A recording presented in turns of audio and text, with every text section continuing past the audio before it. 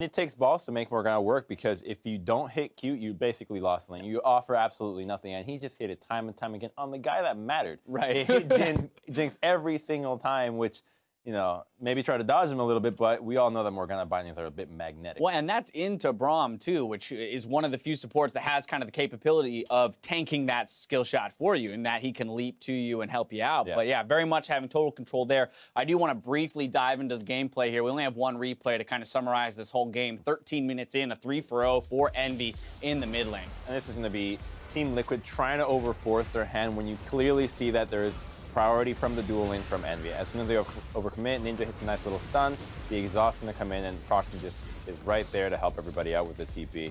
Just overforcing their hand. Shouldn't have been there, shouldn't have tried it. Yeah, Seraph gets that TP through, throws Fenix against the wall, and the Syndra, like, honestly, you expect it to be able to take over the lane, and TL is going to be able to snowball their lane advantage, which I think is what they were going for, but they weren't able to get off the ground in this game because of a lot of the pressure that Procxin was providing. And again, yeah, he wanted to go for that kill. Not quite. But I do think that that play above all else kind of speaks to the troubles that Team Liquid, this roster, is having, and that they weren't able to identify what you mentioned. The fact that their duo lane is already here in mid lane. They have beaten ours in rotation, so we will be outnumbered in this fight. Yeah, can I mention that everybody on Envy out-damaged the highest damage dealer of Liquid in this game? That's how devastating this loss was for Liquid. It was an absolute annihilation. I mean, the game was so short that you see the damage chart, only one guy is over 10K, so it really shows how quickly they snowballed this from the 10-minute mark on a tiny little lead to a 14.5K towards the end, which is 26 minutes. Now, understanding that this was a dominant victory for Envy, I don't want to, sit here and say that maybe nothing good came out of this series for Team Liquid, as they are a team that is most likely, and now is, looking towards the spring split, right? That they were very aware coming into today that the odds were stacked against them, having a brand new jungler who has very little experience even in the jungle. He's a mid laner, primarily. And then, of course, you still have Jynthe. So when we analyze Team Liquid's play, like what are we looking at this iteration of the roster going forward? Well, I think it is too early to tell what the strengths and weaknesses are. 3 games where you lost. I mean, they're capable of getting advantages in the early game. You saw it 2 out of 3 times, but again, that's not a big enough sample size to see what the strengths and weaknesses are. I think they just wanted the stage practice for Jynthe and Arcsecond here. Yeah, I agree. I think that Jynthe is somebody that plays a little bit better with Matt's style, aggressive. Maybe you can play through the bottom lane in the future. But Arcsecond, I went through his match history, and he's played over 150 games in the jungle in 20 days. Okay. So he's really, really grinding. He's playing everything, and that's not including scrims, right? So he's played even more on top of that.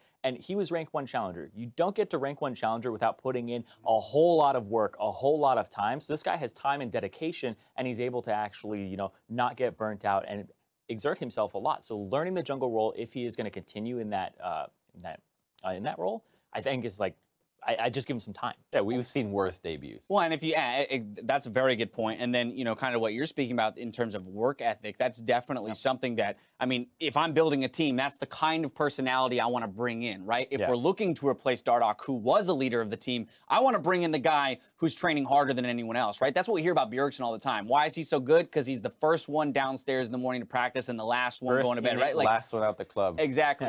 yeah, exactly. That's Crumb's motto right there.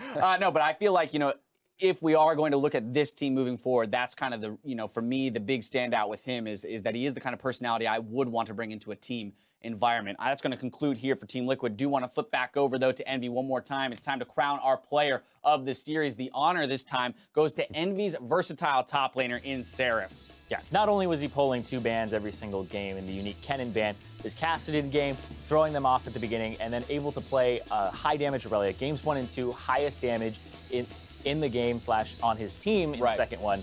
So I think that he's just been a very versatile top laner too, showing that he can play the Gnar and play some meta champions. And the team fights he played out just looked so easy. He knew exactly what to do. You go for the backline, you flash the right spells. It looked like he just had another day at the office when he was playing the fights, and that's so enjoyable to watch when you have a top laner that's able to really maneuver around the fights on different champions like the Gnar, Kassadin, and Aurelia. I mean, I think that's what's so crazy about a versatile player who understands his role as he jumps from champion to champion. That's what's phenomenal about it. A lot of times you see someone flip from a tank to, more of an assassin. They're still playing like a tank, right? But he kind of seamlessly was able to jump from role to role. And the thing that I've learned about Seraph over time is this guy can play that 4-1 split push style and be an absolute monster, but he can play the team fight champions like Kennen and actually open up the game. So being that type of player, I know he has a very good understanding of top lane and how to play it, regardless of what champion he's on, like you said.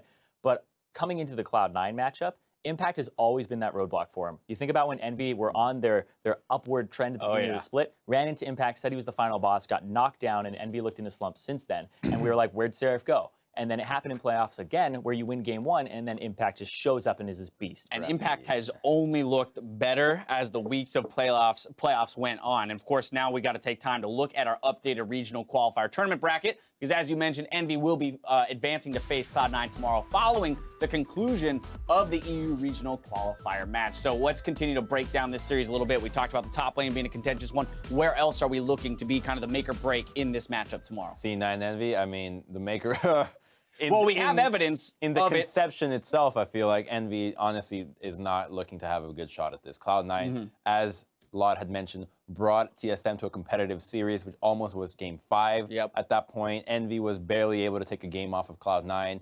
It's going to look, and this was a much weaker Cloud9 weeks ago in the quarterfinals. So I don't think that Envy has much of a shot. If anything, just the dual lane strength could be one window. That's what I was going to say, but even then, you look at Sneaky and Smoothie. Smoothie's been a very impressive bot laner, and in terms of matching up against Hakuho, who we just had some praise for. We'll have to see maybe if he has a response for that Morgana. Either way, that's going to take place tomorrow. We've got to thank you for watching, but for those of you who are still hungry for some more league action, the International Wildcard Finals are off and rolling over at watch.lolesports.com. Now, for myself, Crumbs, Irene, the casters, and the entire broadcast crew, thank you for watching, and we'll see you mañana.